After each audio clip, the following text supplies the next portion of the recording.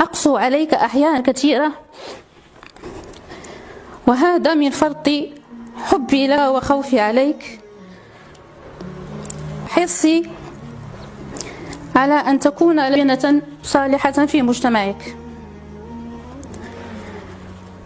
وأملي أن تكون ولدي الصالح الذي يدعو لي بعد وفاتي.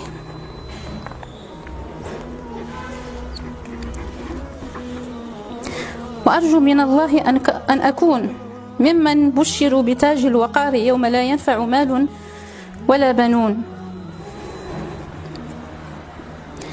أسأل الله العظيم أن تقر عيني بك في الدنيا، أن يجعلك ذخرا لي في الآخرة، وأن يصلح الله بك وعلى يديك، ويبارك فيك وفي جميع أبناء المسلمين.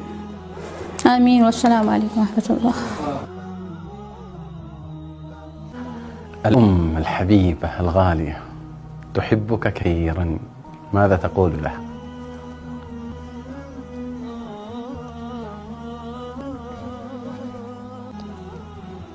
لو أملك الدنيا بيميني أهديتها لها طوعا حبا وتقديرا.